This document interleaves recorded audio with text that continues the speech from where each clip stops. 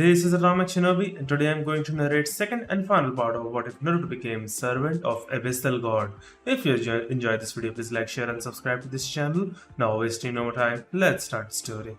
After flying over the island's enormous chasm, Naruto and Hinata landed. They noticed that Tenku and the young vampiress were gathering up the remaining angels. They approached and examined the group of angels.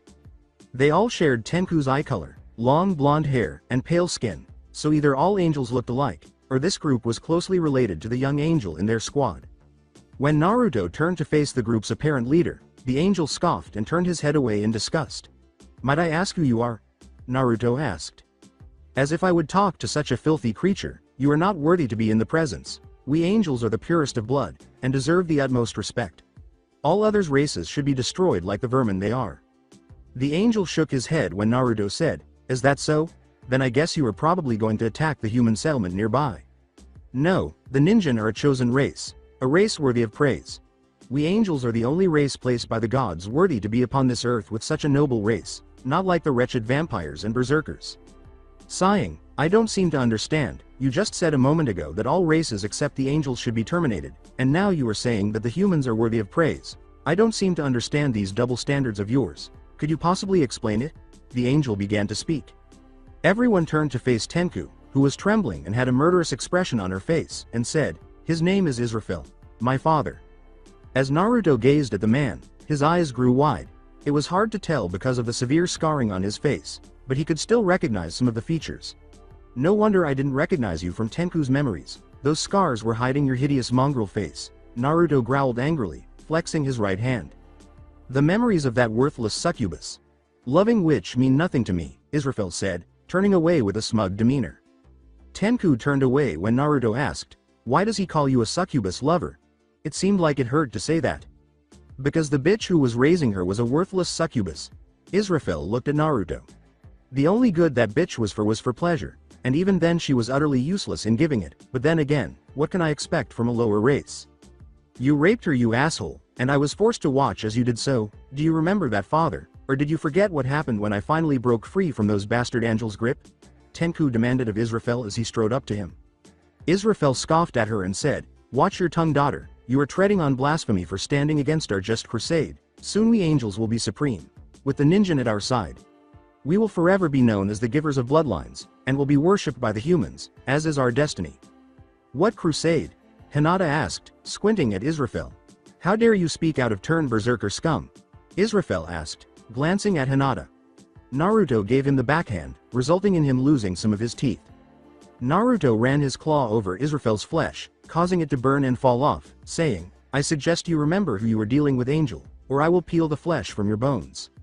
When Tenku released his killing intent, Israfil attempted to bite Naruto but was stopped. "What crusade, father?" Israfil laughed. "For your treachery I shouldn't even tell you, but perhaps you will see from my point of view if I do tell you." He raised his voice and said, "We angels are the most pure of blood race in existence. Our power deserves to flourish, but because of the wretched mongrels, the harvesters, the succubi, incubi, berserkers, and even the wretched vampires, we are not able to accomplish this task. So for years we have attempted to breed with humans, giving them gifts for their offspring. It was our clan that created the noble and almighty Mokuton, and the illustrious Sharingan, the two most powerful bloodlines in all of existence. That sure didn't help them when they were butchered like animals," Hinata snorted. Israfil went on, "Yet our light was shined out by inferior bloodlines such as Hyeten, given by the succubi, and Shikatsumiku, given by the harvesters, and Byakugan, given by the berserkers. All of these bloodlines outshine the light of the true bloodlines. They are but inferior rubbish compared to the Sharingan and Mokuton. Hyeten only gives one control over ice, Byakugan only allows one to see nearly 360 feet, and Shikatsumiku only gives one near indestructible bones. Sharingan and Mokuton, however, can control the greatest of demons as if they were nothing more than pawns to their will. I wonder if Sharingan can control a Biju," Naruto said, narrowing his eyes. Israfil went on, "But so few realized this truth, so we took measures to ensure our superiority, by killing the other races." Naruto, Tenku, Hinata, and Kurihime gasped at this declaration. "We have killed every tribe, except but a few in the elemental nations. We have used a spell that allows angels to grow stronger, but weakens all other races, and those associated with it as soon as they pass through the range of the spell. But it is not enough. If we destroy the source, there is still the matter of its progeny to deal with. so we had an agent infiltrate places with high amounts of inferior bloodlines, and had them obtain seats of power, and terminate everyone with the wretched things. Kurihime was prepared to drink him dry, Hinata was prepared to reduce Israfel to a heap of ash, and Naruto growled in disgust as he opened the eye on his arm. They turned to face Tenku, who was shaking. You did those things, you killed entire tribes, you committed a genocide on entire clans, you raped my mother, she said, her eyes blazing with rage. For your own superiority? She asked, her wings spreading from her back, but she exuded a menacing aura. I refused to use a single dark spell for the last 6 years, father, all because I wanted to appease the tribe, but if appeasing the tribe means I have to commit genocide, she said, her hands glowing crimson and black. Dark storm of hell, bringers of darkness, destroyers of light, consume them into nothingness, and rip them to shreds, she smashed her fists together. Black shadows ripped out of the earth, and the ground around the angels exploded.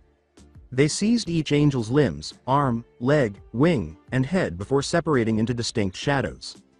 Tenku, my child please, I beg you, don't do this, Israfel said, observing the murderous expression in his daughter's eyes. You are no father of mine, now, Anipo. Makai Kage Tukai, Tenku said, her wings shifting between white and black as she gazed at the man in utter disgust. The angel's arms, legs, and wings were torn off by the shadows, causing red blood to splatter out in fountains.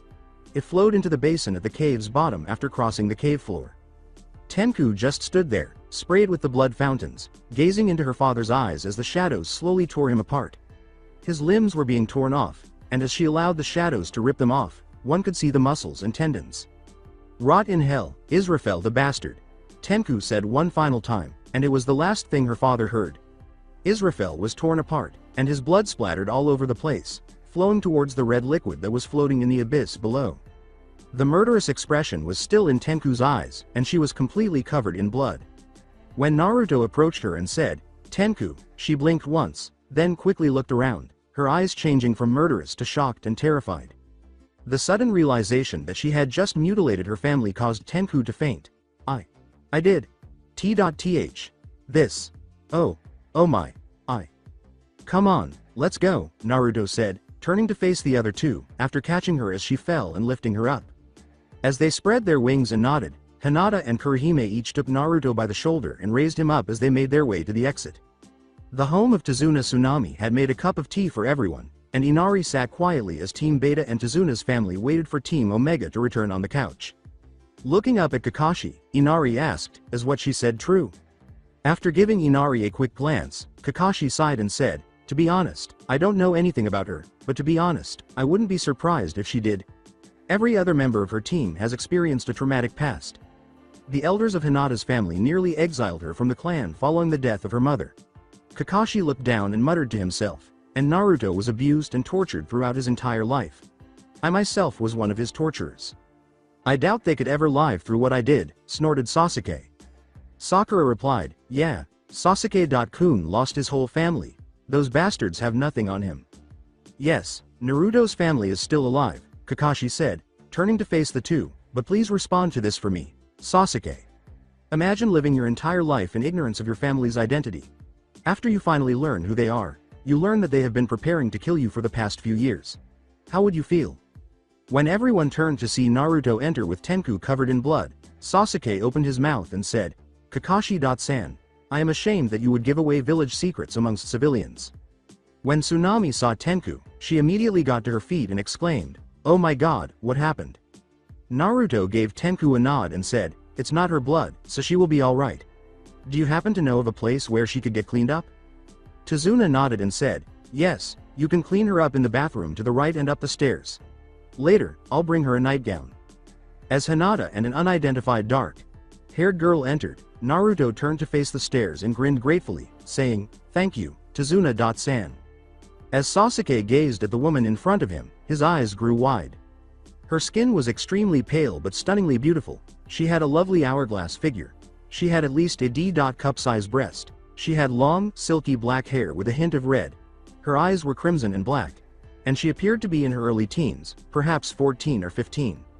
As she ascended the stairs, Sasuke watched her figure and said, she will bear my children, and create a strong Uchiha clan.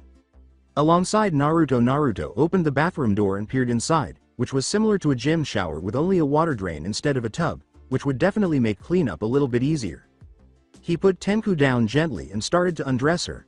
Naruto-kun. He froze at the sickly sweet tone, and when he slowly turned around, Hinata was staring at him. You wouldn't be trying anything I wouldn't approve of, would you?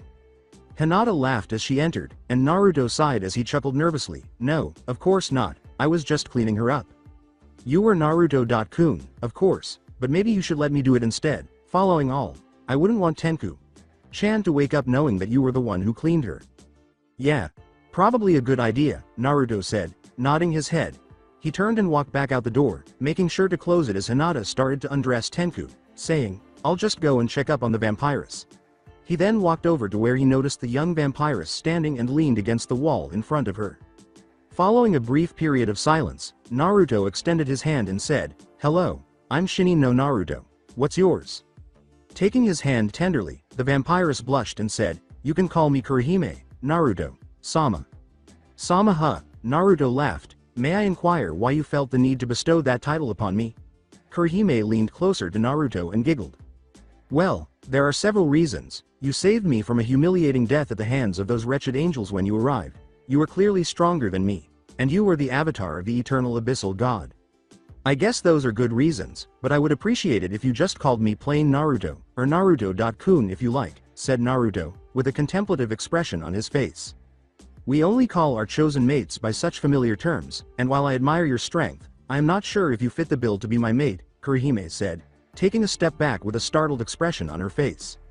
I apologize, but His Excellency has not yet told me about vampire mating rituals, Naruto said, smiling and scratching the back of his head.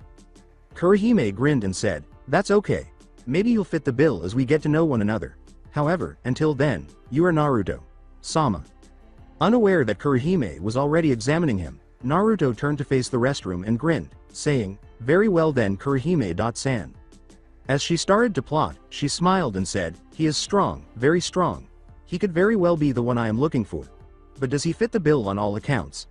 I guess I will just have to find out. As the bathroom door opened, Hinata was seen holding Tenku. All right, the blood is gone, and her clothes have been burned, she said. Naruto-kun, is there anything else I can do? She pressed Naruto's side against her striking bust. No, that's all, Naruto sighed. I'll take Tenku to her room. Meanwhile, watch Kurihime. He carried Tenku as he made his way to their quarters. Good morning. As Team Beta trained, Hinata, Kurihime, and Naruto sat outside, with Kurihime studying Naruto and Hinata actively trying to impress him with her new skills. How dare that doby take what should be mine? Sasuke narrowed his eyes as he noticed Kurihime observing Naruto. He halted his work and strode towards the group. As Kurihime watched the blonde criticize Hinata's shape, she smiled and said, I'm getting warmer. He sees flaws in her form, but instead of berating her for it, he assists her and helps her grow. He shows a sense of caring underneath that ruthlessness to those he cherishes. Kurihime turned to see Sasuke staring at her. Hey, you, she said. What do you want? Kurihime leaned back and snorted. With a smile, Sasuke said, I expect you in my room tonight to bear my children wench. What was that? Ninjin, Kurihime growled, squinting at Sasuke. You heard me, you will be the mother of a new Uchiha clan, snorted Sasuke. You should be proud that you are helping to revive the greatest clan in history. Kurihime growled at Sasuke. I would sooner mate with the murderers of my kin, than bear a single one of your wretched offspring ninjin scum. With a growl, Sasuke seized her wrist and said, How dare you deny me wench, you will bear my children or so help me all, OOPH. Kurohime's fist pushed Sasuke back, and he crashed into a tree, and she thought she heard some bones crack. Oh boy, not again. Kakashi went to try to defuse the situation after witnessing the exchange. You were. He turned to see the pink-haired girl draw a kunai and charge at Kurihime, but was stopped when he heard Sakura scream at Kurihime. Kurihime saw Sakura approaching and stood there. When the girl with the pink hair was 3 feet away, she kicked her in the chest, causing her to cough up blood. Pathetic ninjin, do you honestly think you could ever harm me? Kurihime smirked as she yanked the pinkhead off the ground by grabbing her by her ass-length hair. How completely stupid, ha ha ha. She drew her fist back and then threw it in Sakura's face, shattering her nose and injuring the rest of her face. I thought you were the sensei of those three. Is this what you teach your students to do, to attack someone because they won't bend to their will, to try to kill someone who was only defending themselves? Well, Kakashi ran forward and was about to chastise Sakura when he was struck by an imposing aura that said, Kakashi-san. He turned around to see Naruto staring at him icily. As Naruto's aura practically shouted, "Answer incorrectly, you die," Kakashi recoiled. He is commanding to those beneath him. His aura is so powerful he does not even need to raise a finger to make his point, Kurihime said, eagerly observing the exchange. Naruto, I assure you, I was about to defuse the situation, but Sakura beat me to the chase and, Kakashi said, stuttering a little before clearing his throat. So, a genin was able to beat a jonin in reaction time. I wonder just how strong you actually are if the best you are capable of isn't even enough to keep your students under control. The lump in his throat was swallowed. I want to make sure my students are all treated fairly. Surely you can understand I want them to feel equal. I can't do that if I am breathing down the necks of only certain students. Your job as a sensei is to prepare your students for their future service to the village. If that means breathing down their necks, then you are expected to do that without complaining, Naruto said, forcing Kakashi to back off. Kakashi nodded to Naruto while lowering his gaze. Yes, Naruto, I will make sure that is the case in the future.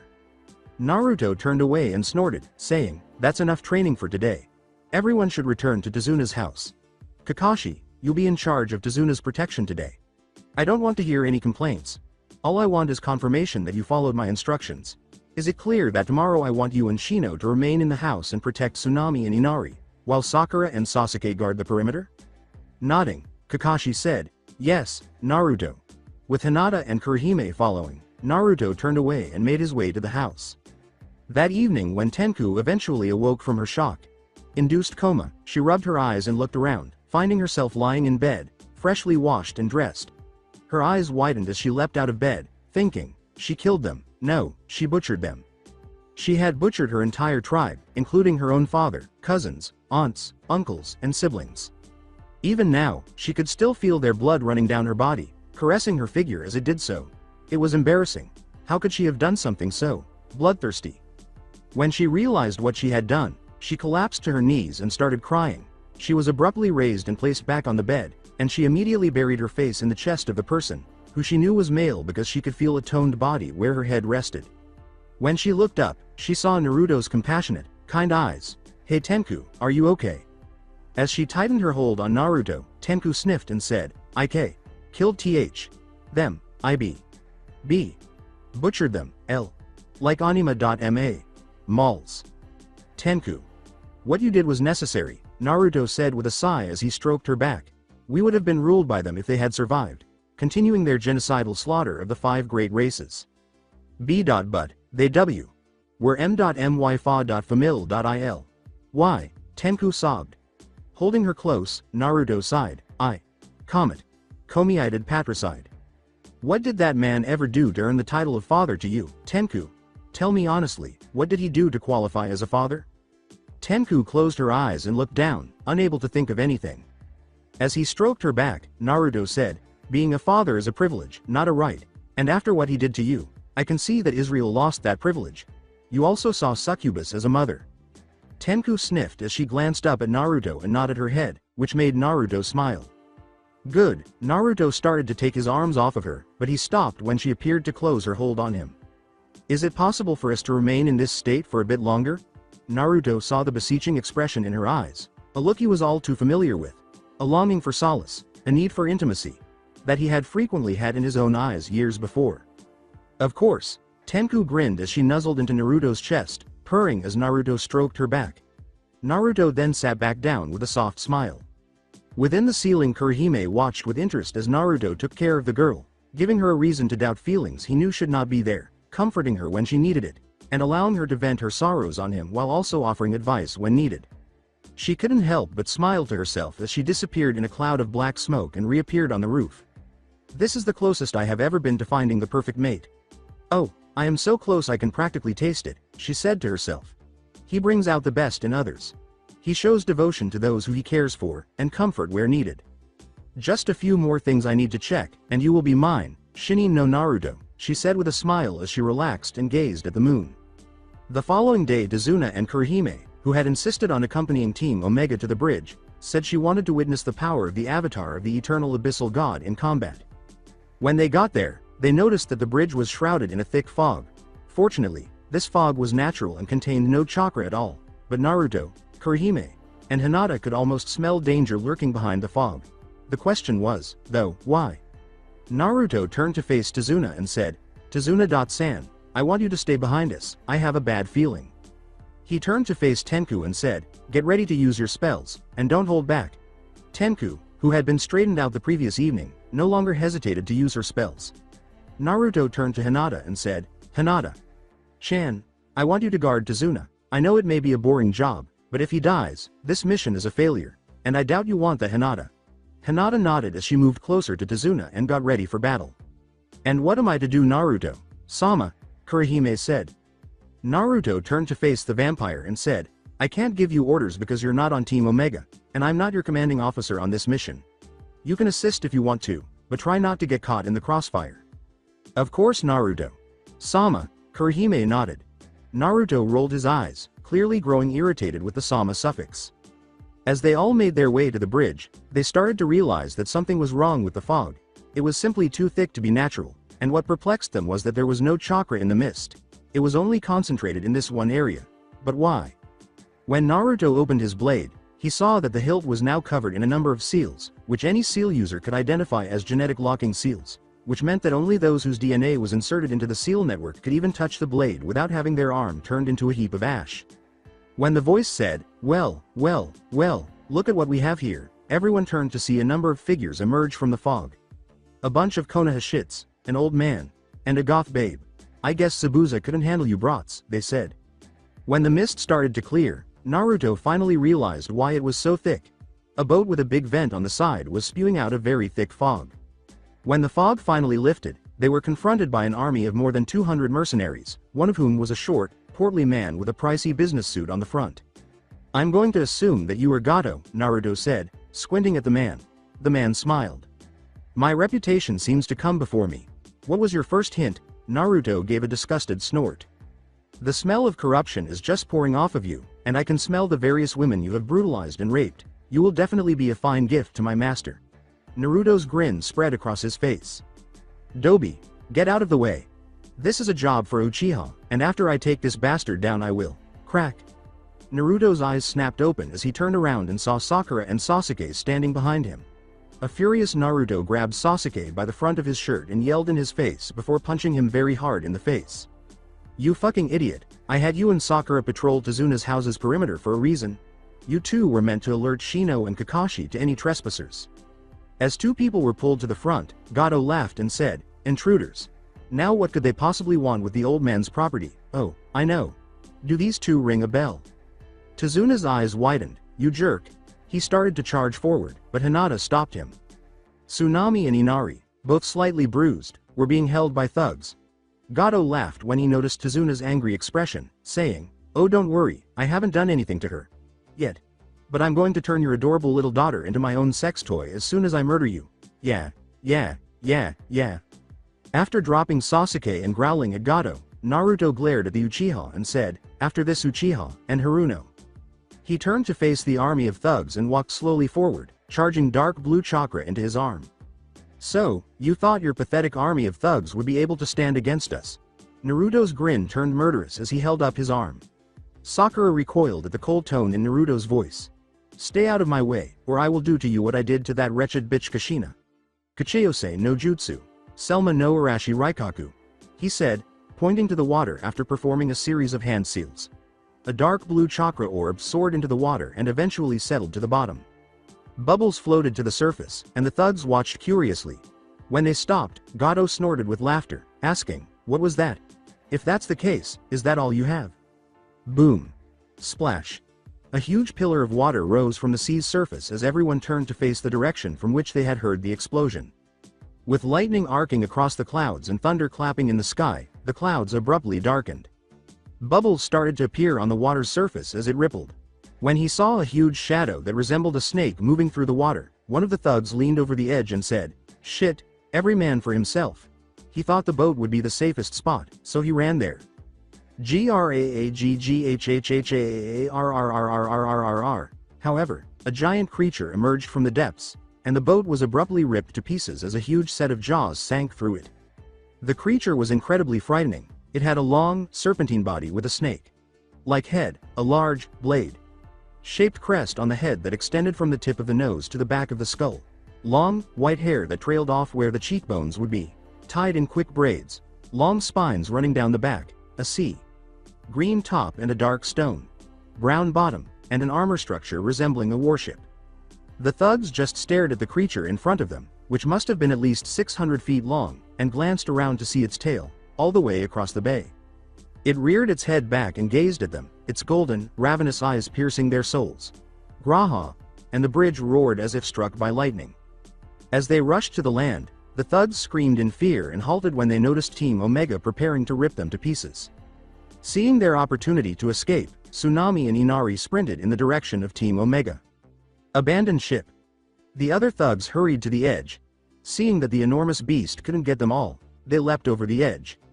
Selma watched as the thugs attempted to escape, and it appeared to tremble as its spines started to tingle, until electricity started to arc off its crest. It then dove its head into the water, sending enough electricity into one large conductor to rival a lightning bolt. As the enormous sea serpent started to slowly gather up its prey, the thugs were instantly fried. When Naruto approached Gato, who was standing by himself on the bridge, he said, "As for you Gato, I have a special treat for you." The eye on Naruto's arm glowed crimson as he put his hand around Gato's throat. Naruto threw Gato's body over the bridge, and Selma swiftly grabbed it, swallowing it whole. Naruto laughed as he saw Gato gasp for air as his soul was ripped from his body and absorbed into the eye. "Mission accomplished," he said with a smile as he turned to Tazuna before passing out from exhaustion.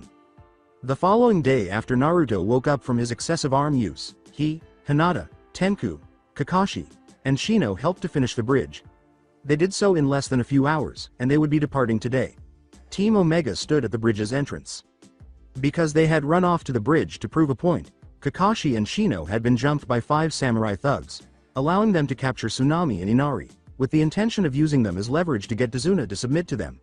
Sasuke and Sakura stood back, knowing that they would be severely punished as soon as they returned to Konoha.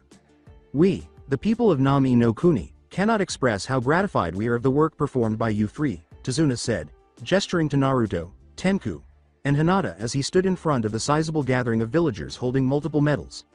"Because of you 3, our country can prosper once more. We offer a medal of honor to each of you as a token of our appreciation and our unwavering gratitude." Tazuna wrapped each medal around their heads as Tsunami stepped forward to embrace Hinata and Tenku and kiss Naruto on the head. All the other girls, ranging in age from 5 to 55, then rushed forward to compliment Naruto and even make marriage proposals. As he bowed, Naruto grinned and said, "I appreciate your kindness, but without my lord, we could not have completed this task." A male voice said, "Who is your lord?" "My lord is the only great deity who stood by his word when I came under his direct responsibility," Naruto said, turning to face the man. "He relieved me of my suffering when all the other gods refused to do so. My lord, the eternal abyssal god, has granted me what I have requested, and I obediently serve my master. Kami Sama will never comply with your wishes, nor will any of the other bastard gods. Keep it in mind. It will one day be a name that people all over the world will recognize." As the crowd exchanged glances, many of them started to doubt their dependence on Kami Sama and pondered whether the eternal abyssal god would provide a solution to their predicament. If this god had done such things for this man, perhaps he was truly astounding. Turning away, Naruto said, "I must go now. Remember my words, the eternal abyssal god, truly, is always watching." Naruto then proceeded down the bridge, closely followed by Team Beta and Kurihime. "Now that the bridge is finished, what are we going to call it?" Tazuna asked, glancing at the crowd. With an introspective expression, Tsunami said, "What about the Shinin no Naruto Bridge?" "Shinin no Naruto Bridge? Why not?" Tazuna nodded his head. When it was officially announced, the crowd cheered, and the Shinin no Naruto Bridge was born. "Good job my loyal servant, very good job." The eternal abyssal god watched as they celebrated the bridge's naming, then vanished in a pillar of darkness. A certain deity in the trees laughed as he watched the scene in front of him. After arriving in Konoha, Team Omega, Team Beta, and Kurihime went straight to the Sandame's office, interrupted Team Gamma's meeting with Shikamaru, Choji, and Ino, and approached the front desk, saying, "Sandame Sama, Team Omega returning from mission to Waves to deliver our report." Nodding his head, the Sandame said, "Very well, proceed with your report." Naruto raised his eyebrows. "Thank you Sandame Sama, after we had arrived in the land of waves, we were about to locate Kakashi and Team Beta, but before we could begin our search, there was a massive chakra spike, along with the Haruno's screams of terror, which we could hear about 2 miles away from their position rather clearly. Sakura scowled at the fact that she was the reason their team was quickly found, and Ino snarled at her because her screams might have resulted in the death of her Sasuke-kun. We got there just in time to stop Zabuza from killing Kakashi, and I engaged him right away. He used his now demolished Kubariki Hocho and I used my Zansatsusha in a duel. The Sandaime arched an eyebrow. Zansatsusha. What is it? Naruto displayed his enormous sword after tracing some blood across a seal on his arm. A few days ago, I made the decision to call this thing that. Since I received it, I have been trying to come up with a name for it, and I have settled on Zansatsusha. Is there a problem, or can I go ahead and finish my report? The Sandaime thought, Zansatsusha, how much have you changed, Naruto? And sighed, no, there is not a problem, you may proceed. Naruto went on with his report, saying, I destroyed Zabuza's Kubariki Hocho after we engaged, and I was going to kill him when his accomplice got the drop on me. If I hadn't used my lord's most recent gift, the two tag teamed and nearly killed me. I was able to subdue them both, and with my unique weaponry, I tore their souls from their bodies. The Sandaime inhaled too much smoke from his pipe and nearly choked. Tore out their souls? How did you handle that? As I am sure you will discover in the near future, my lord's gift has many abilities, Naruto said, gesturing to his arm. Anyway, we went back to Tazuna's house and established our base after defeating the two of them, and I assumed command. After initially objecting, the Haruno and Uchiha finally consented. The mission report contains all the information you need. Oh please, yelled Ino, as if Sasuke-kun would ever follow your commands, Dobi. Naruto gave Ino such a chilly look that it made her skin crawl. I would suggest you shut your banshee mouth, Yamanaka, unless you want me to tear out your tongue.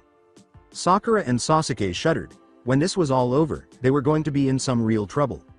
Naruto turned away from Ino and went on, my lord had me go to a secret place where a tribe of vampires lived that night after I consoled Tenku after she exploded at Tazuna's grandson. He turned to Kurihime and said, Kurihime here is the last of that tribe, and due to my status as avatar of the eternal abyssal god, and has named me her superior. When we arrived, we discovered that they were being slaughtered by an entire army of angels. Soon, you could be much more, Kurihime thought, laughing. Tenku killed the last of the angels, and I must admit that I am impressed with her abilities, Kurihime said, ignoring her laughter. She might even be able to compete with a low Jonin.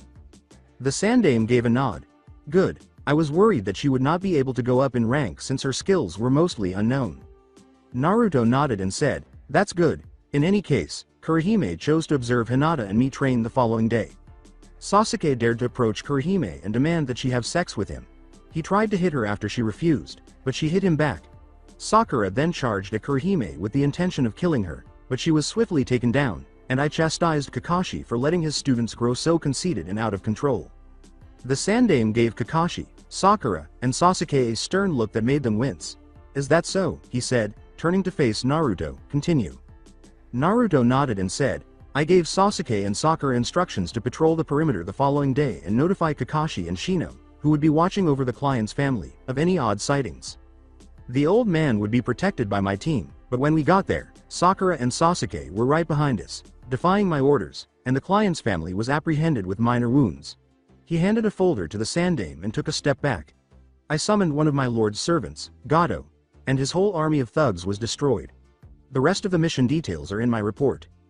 With a sigh, the Sandaime said, thank you for the report, Naruto. You and your group are dismissed. Naruto nodded and walked away with Tenku, Kurihime, Hinata, and Team Gamma, who were all shaking from the blonde's fear.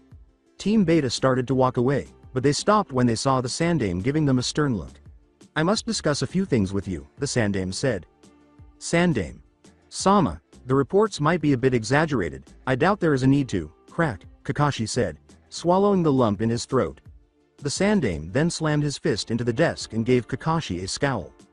Kakashi, the dynamics of your entire squad, including you and your genin, have greatly disappointed me. This report claims that you had your genin practicing tree walking, which is a skill at the academy level that ought to have been taught to them during your first week as their instructor. Only a majority vote from the civilian council resulted in its removal from the academy curriculum. Additionally, despite written directives from their Hokage for the team I sent to assume command, your genin have been disobedient to their commanding officers. Furthermore, your genin even went so far as to make demands of young women who weren't even from the village and the commanding officer. When the Sandame released some killing intent on him, Sasuke snorted, that woman should be honored to be a candidate to rebuild the Uchiha clan, and she should be executed for denying. Sasuke was silenced. I warn you, Sasuke, just because you are the last of a clan, does not mean you have some divine authority to give orders to people. Do not test my patience any further than it already has. Sasuke retreated. He was cocky, not stupid, and it was a dumb move to challenge a Hokage at the genin level alone. The Sandame glanced at Kakashi. Your team is forbidden to take the Chunin exams until either I or the next reigning Hokage deem that their teamwork is sufficient. Your mission pay will also be cut in half. He turned to Shino. I am sorry that you two are being punished, but I cannot be lenient to a team simply because one is innocent. I will attempt to find a loophole to give you some leeway. Team Beta bowed and hurried out of the room as the Sandame leaned back in his chair and said, You are all dismissed. The Sandame then reached for a number of documents, one of which bore the seal of the daimyo. Unbeknownst to the elderly Sandame, an Anbu with a Nei symbol on his forehead vanished through Shunshin in the vent. Alongside Naruto along with Kurihime, Tenku, and Hinata, Naruto left the Hokage tower, and as he passed by, he noticed that the civilians were whispering to each other. It was amazing what people would say about you when they learned that you were the son of their greatest hero. Where is the key word? So, what would you three like to do? Naruto asked, turning to face the three girls. How about we go spar? I would love to test my skills against one of you, Kurihime thought as she traced her chin. Why not? It would be interesting to know how a vampire fights, said Hinata, shrugging her shoulders. I guess it would be fine, Tenku said, nodding her head. All right, sparring it is, Naruto grinned. I know this great isolated sparring area where we won't be bothered by anyone. He held out his hand, saying, grab my hand, and we can get there much quicker. As soon as Kurihime and Hinata grabbed on, Tenku trailed closely behind. Naruto grinned and said, Shinin Shunshin. A tiny portal materialized beneath them, and they were swiftly drawn in, shocking or frightening the living daylights out of everyone in their vicinity. Undiscovered training area. Naruto, Hinata, Kurihime, and Tenku emerged from a portal that materialized in the center of a dirt field. Looking around, the three girls saw that they were in a cavern of some kind, and judging from the enormous roots sticking out of the ceiling, they were beneath a forest. Welcome to the Shinin training ground, Naruto said with a sly smile, extending his arms to the room they were in. I discovered it one day while exploring the Forest of Death. Apparently, this area was once home to a covert base. I made it a training ground after cleaning it up. I've been using it to practice my techniques. Now, for Kurohime's sake, let's introduce ourselves. My name is Shinin no Naruto, and I enjoy ramen, my new powers, and my master, the eternal abyssal god. I despise the Yondaime Hokage of Konoha and a significant section of the village populace. I want to fulfill my master's dream and, now that I think about it, start a family. My name is Hinata Hyuga, and I like fighting, cinnamon buns, and Naruto.kun. I detest Kiba, perverts, and weaklings, and my dream is to be with Naruto.kun, Hinata said, laughing and crossing her legs. She turned away and glanced at Naruto for a moment before letting out a sigh. My name is Tenku, I like, she said, blushing slightly. My comrades, and my mother, I hate every other member of my family and all those who agree with their views and my goal in life. I would rather not talk about it. All right, Kurihime said, rolling her eyes. My name is Kurihime, and I enjoy battle, blood, and Naruto. Sama. Angels, people who irritate me, and people who are incapable of challenging me are all things I detest. Finding my mate and bringing him to my bed one day is my dream, she said with a leering smile. All right, Tenku and Hinata, since you two are on the same squad as me, we are going to start conditioning your bodies, Naruto said, shaking his head. You can join if you want, Kurihime. Naruto started to leave and picked up some weights he had put aside. Naruto. Naruto halted abruptly and spun around to see the eternal abyssal god suspended from the ceiling. I have a better idea than those silly weights. He leapt from the ceiling and sent spider-web cracks through the ceiling before landing on the ground. And far better than any gravity seal. Kurihime, Hinata, and, surprisingly, Tenku all fell to their knees as soon as Naruto did. You can stop doing that, Naruto, sighed the abyssal god. It was flattering the first few times, but now it is just plain annoying. Aside from that, I'm happy that at least one vampire was spared from the carnage those angels cause. I wish I could have done more, but according to the law of the gods, disputes between two races must be resolved between them. He turned to Kurihime and said, So, young vampiress, what is your name and position within your tribe? I don't agree with this law, but regrettably, my siblings do. My name is Kurihime of the eastern tribe of the Hollows, Kurihime replied, swallowing. In my tribe, I was a young warrior undergoing training. The abyssal god put a hand on Kurohime's shoulder as she looked down in embarrassment at discovering that she was the weakest member of her tribe. Don't feel ashamed, Kurihime. People who are born weak have the will to overcome their weakness, while those who are born strong typically end up being conceited.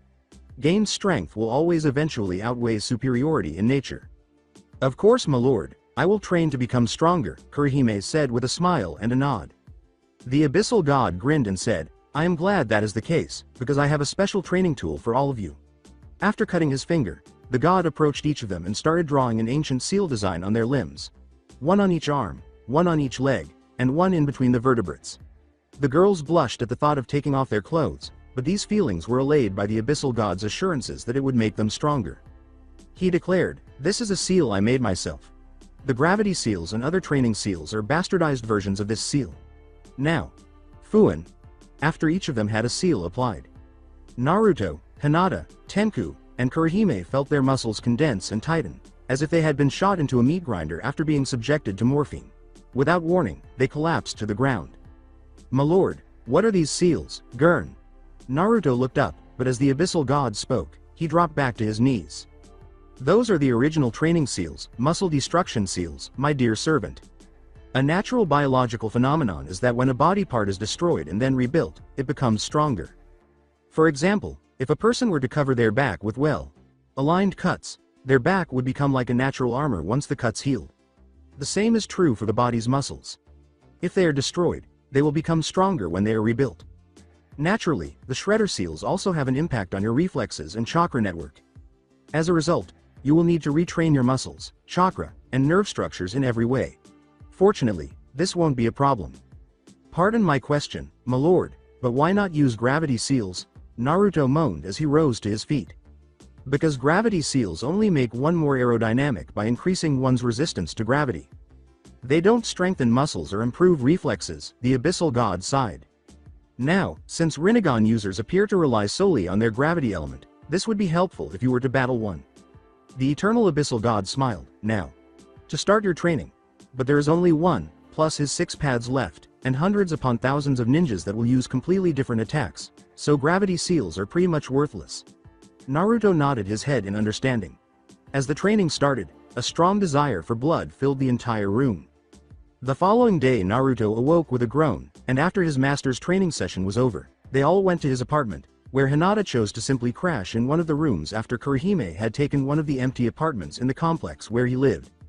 Naruto was about to get out of bed when he felt something warm around his waist. He pushed himself off the bed and cracked his neck. Naruto's eyes widened as he slowly turned around and saw Hinata curled up to him in just a bra and underwear. Holy shit. He then leapt to the opposite side of the room. With a groggy arousal, Hinata stretched and shook her hair out of her face before turning to face Naruto, who grinned sweetly and said, "Oh Naruto-kun, how are you this morning? Aside from the fact that I woke up, finding a half-naked girl in my bed, sigh, I guess I am okay." Naruto moaned and palmed his armor, putting it on himself and securing it. After putting on her clothes, Hinata went down the hall to the room where Tenku and Kurihime were staying. After grabbing a pack of meat and cheese from the refrigerator and combining them to make a sandwich, Naruto sat down to start eating when an Anbu unexpectedly showed up in his room. "What is it this time?" Naruto asked, glancing at the Anbu. The Anbu got involved. "The council has called for you and your team, along with your new comrade to come to the council chambers immediately." Alright, hold on," Naruto complained as he got to his feet and strode toward the hall, saying, "Hey Tenku, Hinata, Kurihime, come on, the council wants us." When the 3 girls entered Naruto's room a few minutes later, all dressed, Naruto sighed and turned to face Tenku and Kurihime. "I need to get them some battle gear, those clothes won't stop any attacks," he said, turning to face the Anbu. "Alright, let's go." Before the Anbu could react, Naruto performed a series of hand seals, saying, "Shinin Shunshin." A portal opened beneath them all, and the Anbu swung his head around as he was drawn into the vortex. Chambers of the council, the Sandaime Hokage of Konoha and the shinobi and civilian councils were waiting for the honored guests to arrive.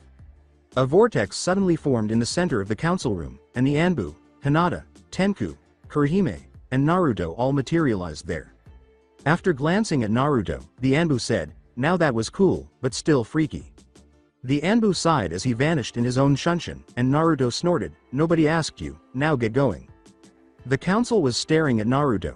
"So, why pray tell has the illustrious council of Konoha seen fit to call me here, and if it is in regards to the Namikaze family, I will tear off your arms and legs, reattach them to the wrong places, and snap your spine so you walk over in a hunch for the rest of your life."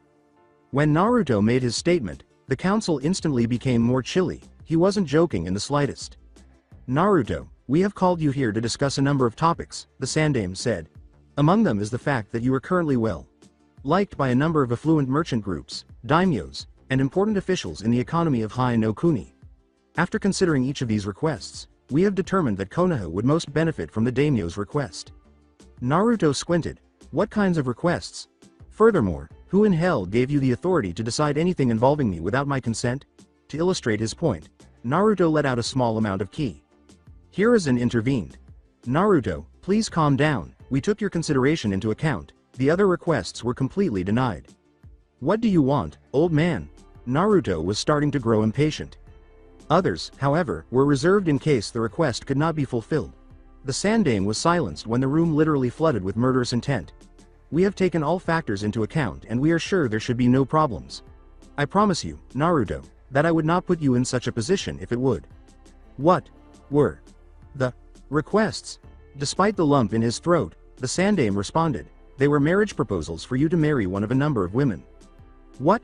Are you fucking kidding me? Are you fucking kidding me, old man?" Naruto, Hinata, Tenku, and Kurihime erupted in a torrent of bloodlust that filled the room. "Naruto, please, take a deep breath and..." was Sarutobi's attempt to soothe Naruto. "You dumb bastard, stop talking. You goddamn asshole, what in hell were you thinking when you set me up to marry someone against my will?"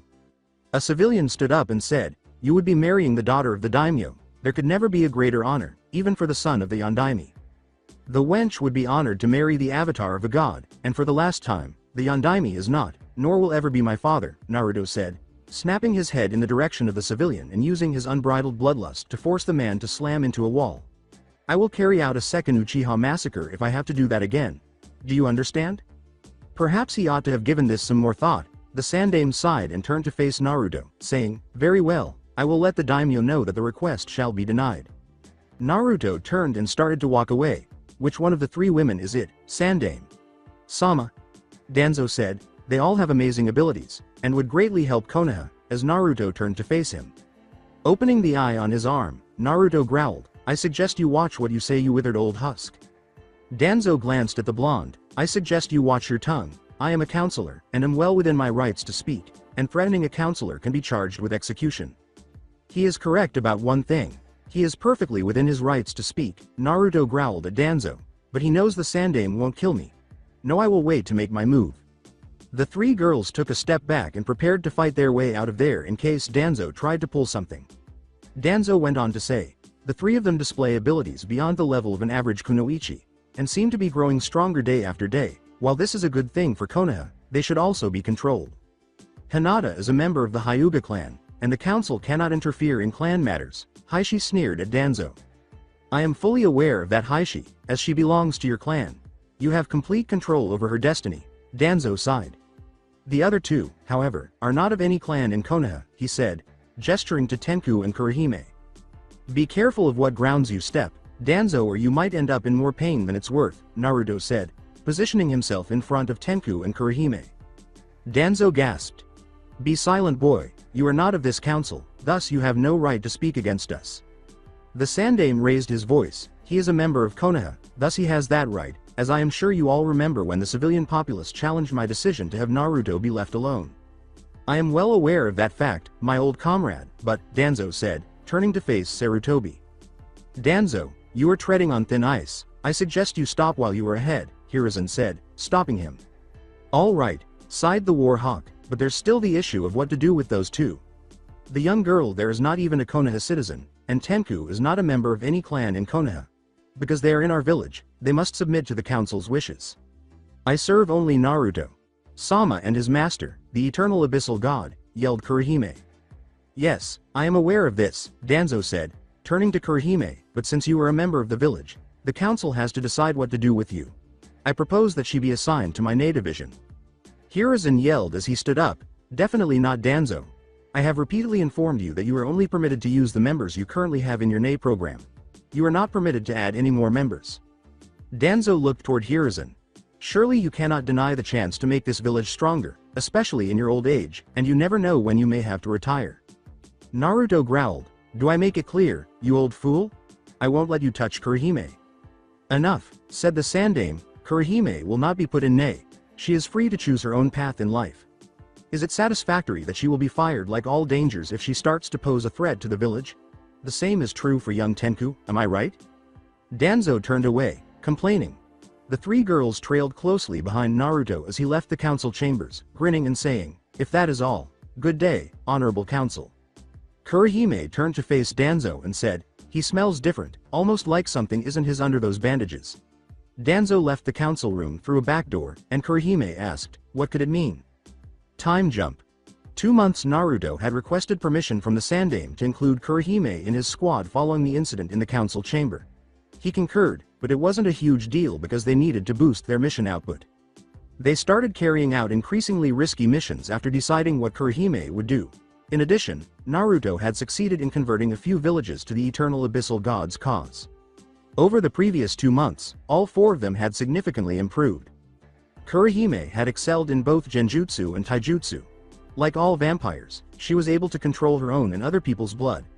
She also gained knowledge of the vampire tribe's uncommon ability to control darkness. In addition to mastering medical ninjutsu, Tenku had mastered the control of light element. In addition, she was learning how to wield a spear. In her Juken and ninjutsu departments, Hinata had excelled. She had become so deadly in the Juken that the elders were afraid to cross her for fear of what she might do to them. Naruto had become more adept at controlling his right arm and had become strong enough to compete with Guy's physical prowess when not using it to its maximum potential. However, he left craters in everything he punched when he used it to its fullest extent. On top of the apartment complex, the 4 of them were unwinding. Naruto was practicing with his Zansatsusha. Hinata was relaxing while enjoying some cinnamon buns, and Kurihime and Tenku were playing shogi. Sighing, Naruto. "Sama, why don't you relax? His Grace gave us some downtime. So try and enjoy yourself."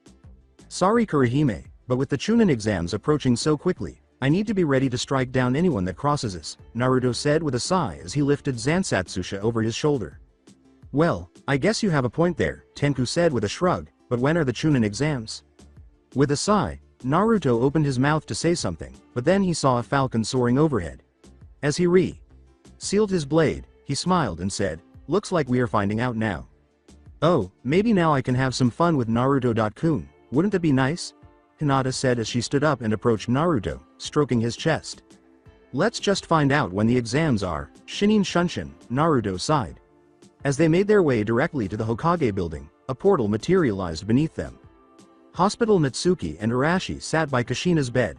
For more than 3 months, she had been unconscious. The 2 of them could perform simple shinobi maneuvers, but it would take them another month or so to apply all of the skills they had acquired as children.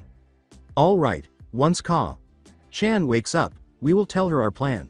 The doctor said that she would wake up any day now, Arashi said with a sigh as he turned to face Natsuki. Natsuki exhaled.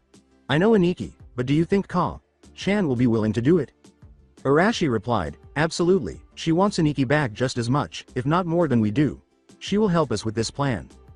Gurn, Natsuki nodded, and they turned to face the bed, where Kushina was turning her eyes open. She sat up in bed and stretched.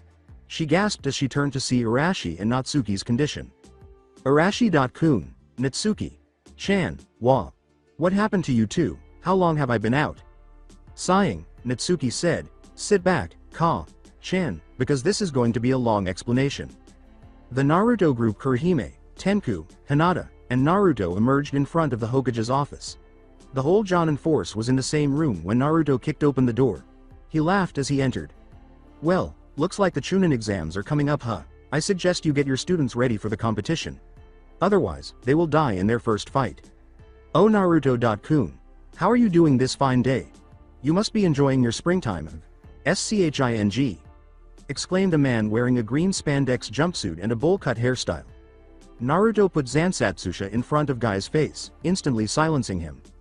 The scent of blood on the sword and the killing intent emanating from the blonde made Guy shudder.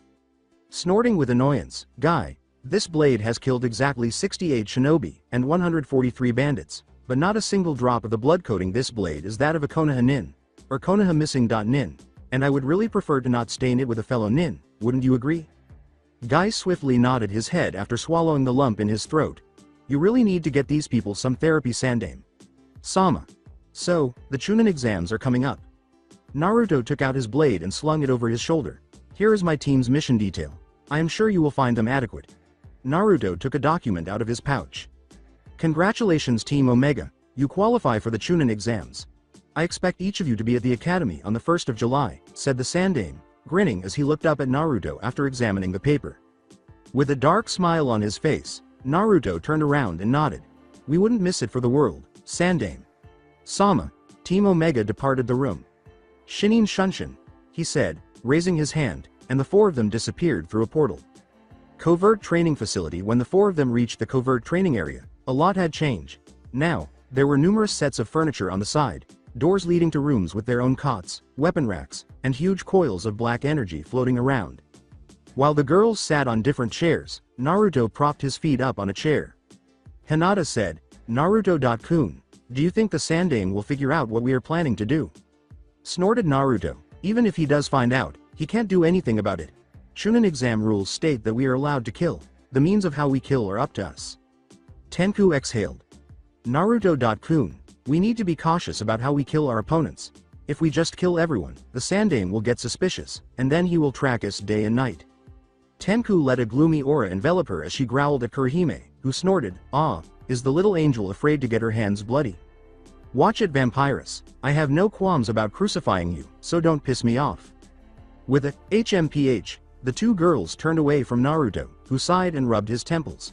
Alright, that's enough, you two, he growled.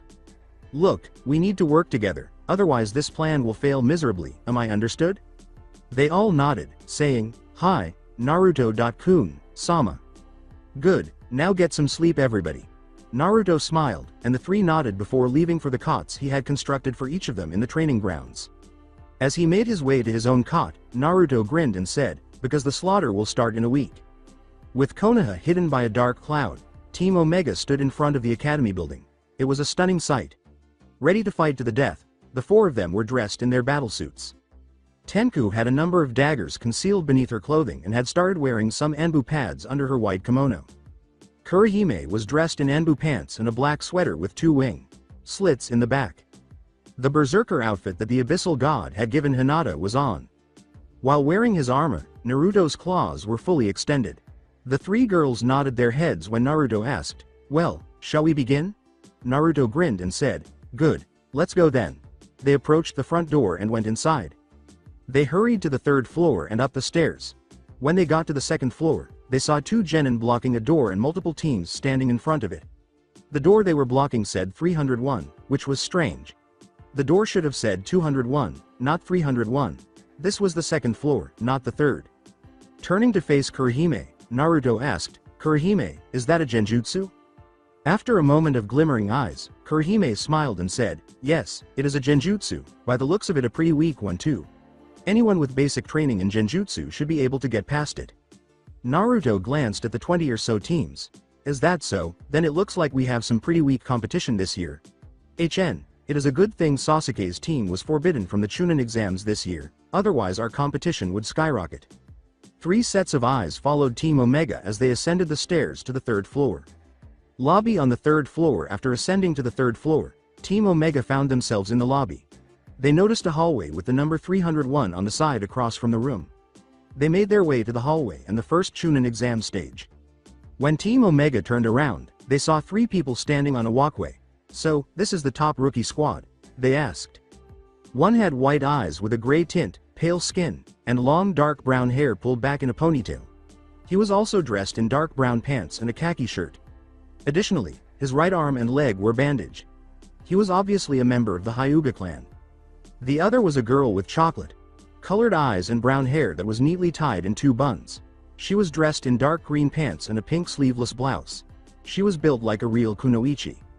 The final one, and the one that made everyone in the room shiver, had bowl-cut black hair and animated-looking eyebrows.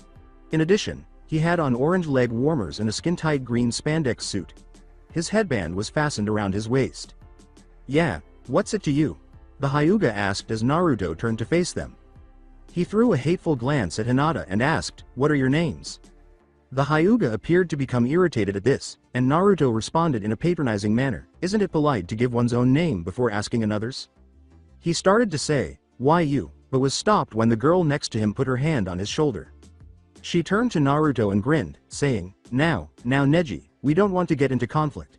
Sorry about that, but he gets angry rather quickly. It's no big deal. I have dealt with worse, said Naruto, shrugging his shoulders. As she pointed to the green spandex wearing person who was observing Tenku, Tenten smiled and said, "My name is Tenten. These are my teammates, Rock Lee." Naruto saw that Neji was glaring at Hinata, who was giving it a stern look of her own.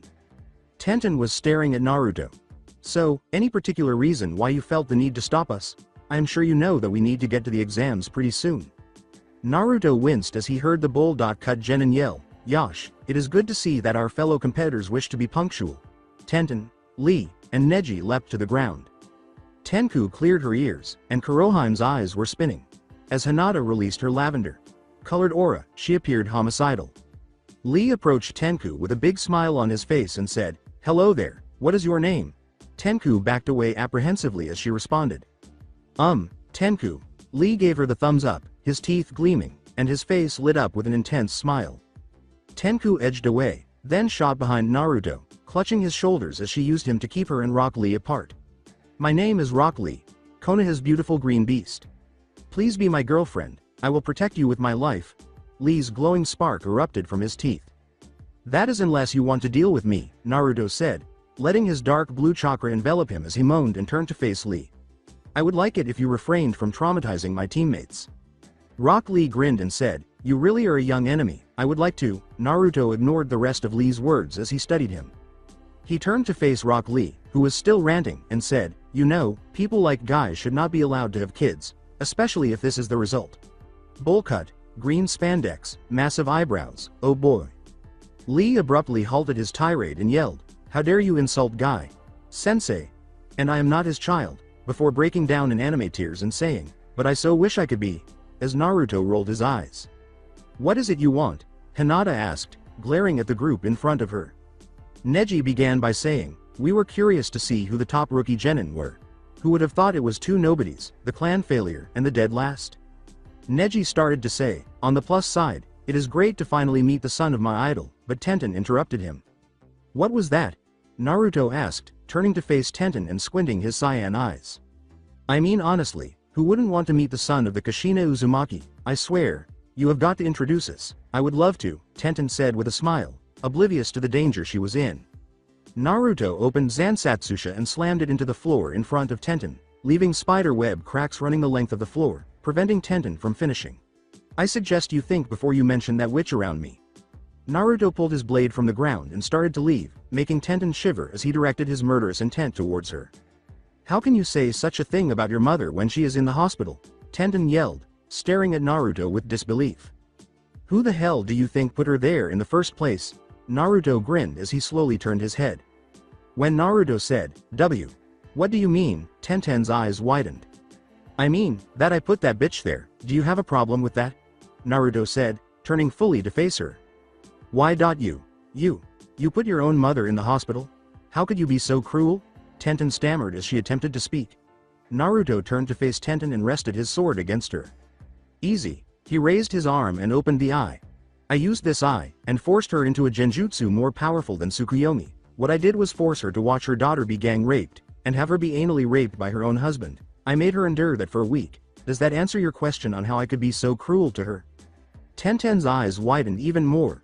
Was she forced to put up with that by her idol's own son? "I'll kill you," she said, gritting her teeth as she reached for her scroll. She was about to rub her blood across it when two powerful arms encircled her hands. The sight of Maida Guy preventing Tenten from smearing her blood on the scroll caught everyone's attention. "Sensei, let me go. I need to make him pay for," she growled at Guy, and he stopped her with a hand before hurling it in her face. A bruise appeared on her face as she fell backwards into Lee and Neji's arms. "Tenten, I am disappointed in you." Attacking a fellow shinobi can be considered treason. I am willing to give you a little leeway. But disobeying my rules will give you the same punishment I give Lee when he does so. Am I clear? Tenten said, looking up to see Guy glaring at them. I will make you pay for what you did to Kushina. Sama, Naruto, Tenten said, nodding her head while glaring at Naruto and his group as they passed down the corridor. The Omega team. As he closed his enormous sword, Naruto sighed and said, what a waste, one of the few kunoichi Konoha has produced that actually has some talent, and she wastes it worshipping another kunoichi. Hinata laughed. How pathetic, and to think, Konoha is known as the greatest of the 5 nations. He laughed. If that is how pathetic ninja are, then I am glad I was born a vampire. She is pathetic, indeed, Tenku said, nodding her head. Naruto.kun. When Naruto saw the doors in front of them, he grinned and said, well, it looks like the Chunin exams are about to start. He pushed the door open, and the team entered. As soon as they stepped inside, they were met with a lot of stern looks from different Chunin aspirants, all of whom came from different villages, whether it was one of the smaller villages or one of the 5 great nations. Everyone instantly retreated as Naruto smiled. So, this is our competition. I find myself. His eyes glowed cyan as he released killing intent. Disappointed. Team Omega laughed at how easily they were scattered. As Ino, Shikamaru, and Choji approached them, Team Omega said, how troublesome, do you really need to do that, Naruto? I don't know, Shikamaru. Do you always have to be such a lazy ass? Naruto asked, grinning as he turned to face Shikamaru. Oh please, Naruto. Baka, don't try to act tough. Sasuke-kun will kick your ass in these exams. Snorted Ino. Naruto turned to face her, leaned forward, and whispered in her ear, his smile frightening. Sasuke wasn't able to defeat me on my mission to Wave, and I have only gotten stronger since then, he said. Besides, from what I heard, Sasuke's team was forbidden from taking the exams. What? If anyone from the academy would have entered the Chunin exams, I would have thought Sasuke would have done it, Choji said, nearly throwing up his food. Hinata laughed. He should have thought of the repercussions of insubordination. Insubordination? How could Sasuke-kun possibly commit insubordination? Nobody is his superior. Ino sneered at Hinata, shouting so loudly that they could probably hear her over Iwa. Pointing to the group of Chunin hopefuls who were staring at Ino with utter hatred, Naruto smiled and said, oh really then, why don't you tell that to the ones glaring at you? Well, you see, Ino said, trembling and scratching the back of her head. You are better off staying quiet. These teams don't look like they are messing around. They turned to see a white-haired, glasses wearing Konoha genin approaching them. Oh, give it a rest, girly. Who the hell are you? Kurihime said. I am glad you asked, said the white-haired genin, smiling. My name is Kabuto Yakushi, and I am a veteran of the Chunin exams, if you will. How many times have you entered? Tenku asked, raising an eyebrow. The genin smiled and scratched the back of his head. The other genin laughed and said, this will be my 7th try, I believe. However, Team Omega appeared somewhat intrigued. So that means you have an idea on what is going to happen in these exams, am I wrong to assume such? You are not wrong, my cute little genin. So, what do you want to know? Country strength? Individuals? Kabuto smiled as he produced a deck of cards. Everyone turned to watch Tenten and her team approach them while brandishing daggers at Naruto. Do you have information on contestants? They asked. Kabuto shuffled his cards and smiled. Tenten pointed to Naruto and asked, why, as a matter of fact, I do. Any preferences? Looking at Asuna team, she said, I want information on him, and the blonde girl and the guy with the gourd. Kabuto shuffled through the cards, took out 3, and laid them out, sighing, not as fun as I hoped, but at least you don't know their names. He gestured to the first, which appeared to light up as details appeared on it. It displayed an image of the Suna Kunoichi. Let's see, we have Tamari no Sabaku. She is 14 years old, the oldest child of the Yondaime Kage. She has an incredibly strong wind affinity, even for Suna Shinobi. She has completed 10 D ranks, and 2 B ranks. Other than that, she is a blank here. Well, so long as she proves a good opponent, Tenten snorted. The next card showed the other Suna Shinobi, and Kabuto indicated it. Gara no Sabaku, youngest son of the Kage. He has completed 2 D ranks and 4 B ranks. Each time he returned without a single scratch. Everyone was intrigued by this. B ranks were more dangerous than C ranks, and it was almost a given that someone would be hurt. With a smile, Naruto said, looks like there is one here. And last but not least, we have, Kabuto said, reaching for the final card, which displayed a picture of Naruto and his statistics. His eyes widened as he looked at the numbers, saying, damn, Talk about overachiever. Shinin no Naruto, servant of the eternal abyssal god, has completed a total of 57 D ranks, 26 C ranks, 12 B ranks, and 4 A ranks. He has killed a grand total of 238 people, and 211 of those were killed by his signature weapon, a blade known as Zansatsusha. Although she had only killed 10 people in her entire shinobi career, Tenten looked at Naruto in terror because he had killed more people since graduating than she had. This man was more than he appeared to be. Seeing the terrified looks on the faces of his fellow genin and the competitors around him, Naruto smiled and said, "I aim to please my lord." Poof! A huge cloud of smoke exploded in the center of the room, and everyone backed off. The smoke cleared, revealing a bear-like man encircled by clipboard, wielding Chunin examiners. "Alright, you little shits, from here on, you are mine. Welcome to the first stage of the Chunin exams. Everybody file into the room and sit down, get ready for your written test." After 5 minutes everyone had taken a seat and was waiting for the test to begin. Ibiki outlined the rules while standing in front of the classroom. They had 9 questions, and 45 minutes later, the 10th would be asked. We would lose 2 points if they were found to be cheating. They would fail automatically if they were caught 5 times. As soon as the test started, Naruto opened his arm's eye and said, "Boshi no Shinin, Ippenjuki."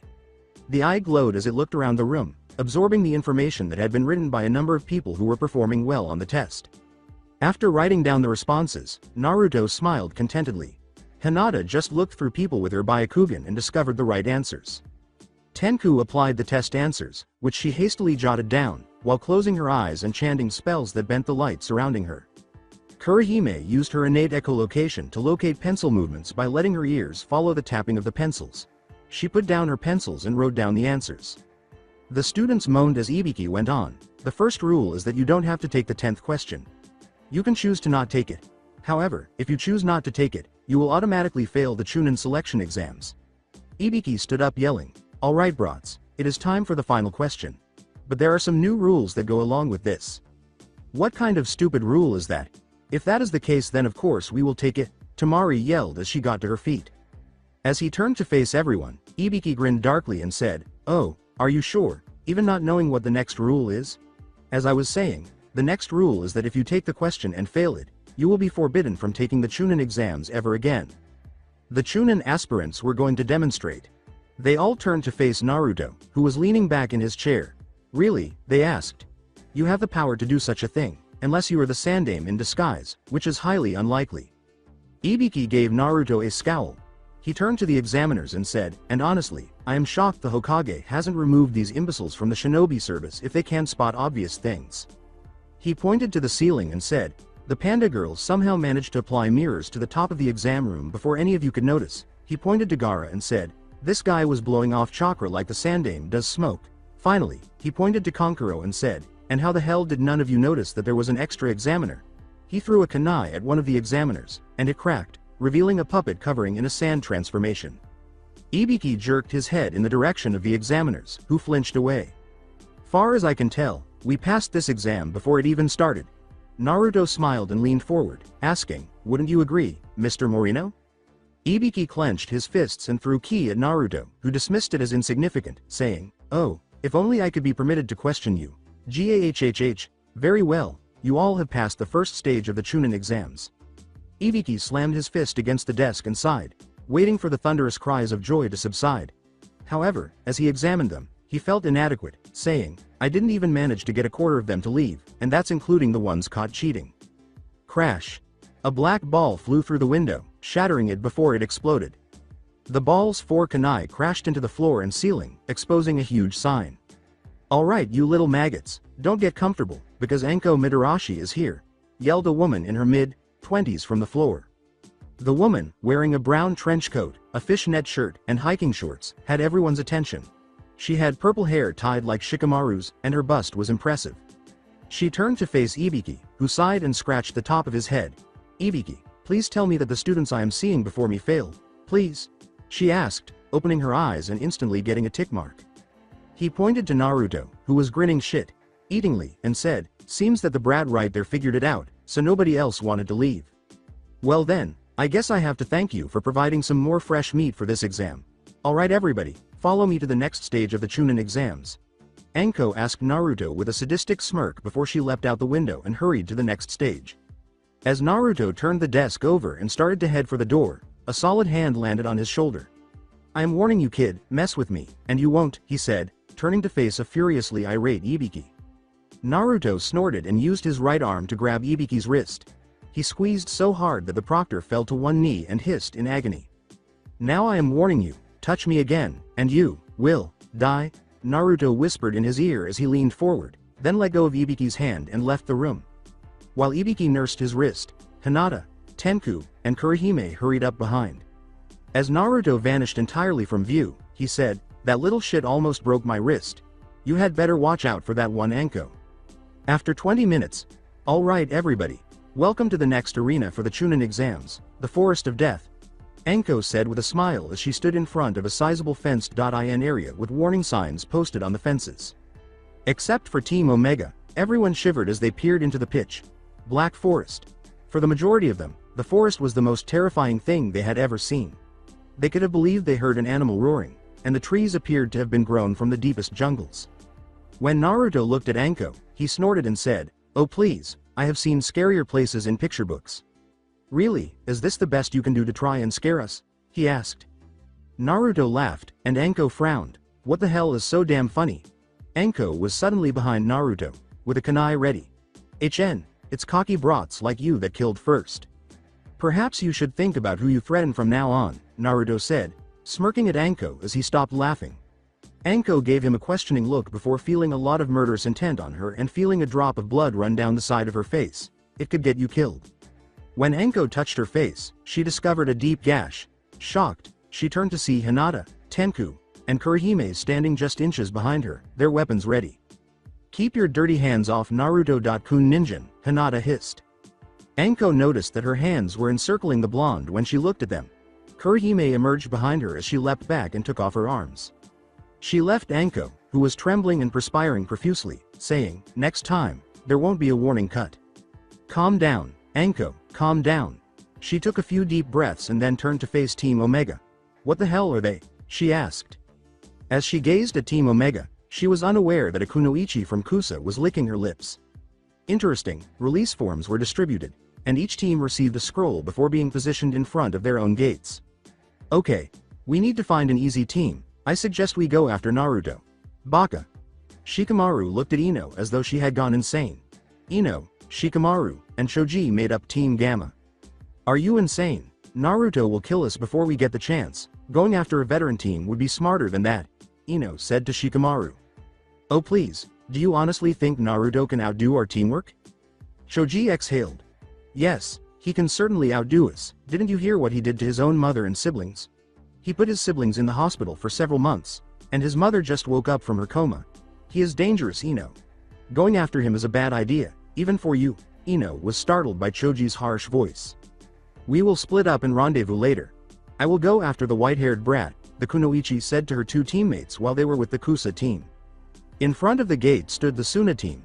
Kankuro and Gaara had Naruto on their minds. He had sensed them during the test somehow. For Gaara, it was another person to murder, and for Kankuro, it was another person on his list of people he wanted to avoid. "Gaara, you need to remain calm, remember the mission," Tamari said, observing the murderous expression in her brother's eyes.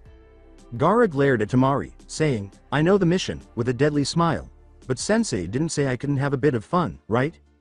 "Gaara has that look again," said Kankuro, edging away. The shadow scuttled away toward one point, but none of the three groups or any of the teams saw it. Returning to the Omega team, "So, what have you found, Kurihime?" Naruto asked, turning to face Kurihime. The shadow slithered and joined her own shadow, making the vampires twitch. "We should be able to harvest a good amount of souls here, but we should probably leave a few times alive so as not to raise suspicion," she said, opening her eyes and turning to face Naruto when the last one returned.